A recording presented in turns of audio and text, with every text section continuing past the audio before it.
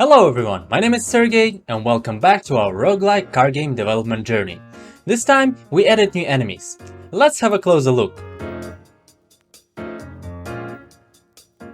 Originally, there was just one enemy type in the game, and going from one type to many turned out to be less straightforward than I hoped it would. I had to rework some of the logic in the game, and it would quite often lead to some unexpected outcomes.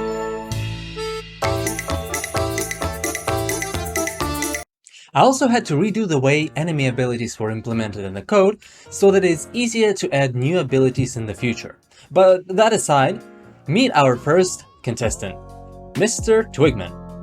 His unique ability is spikes. Every time you deal damage to him, he will return some damage back. So you want to make sure that every hit on a Twigman counts.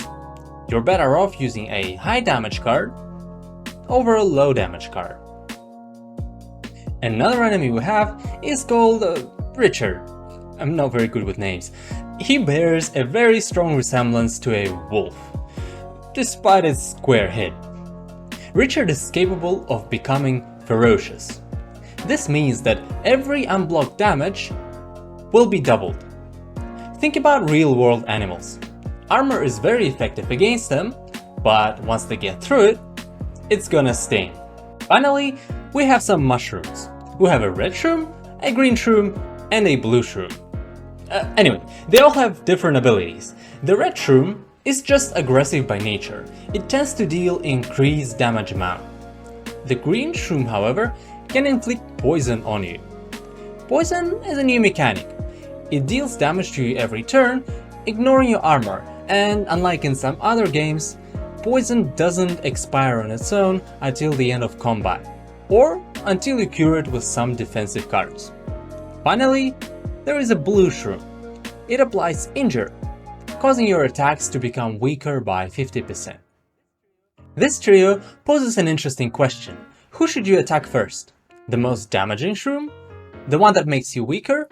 Or the one that slowly but surely poisons you? So these are the new enemies we now have in the game. Even with these few enemies, we can already start creating interesting combinations and start putting them at different stages of difficulty in the game.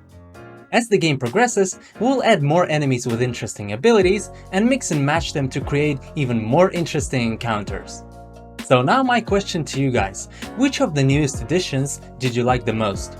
Let me know in the comments, and that could help determine the future of our character compendium. But for now, that's all for this update.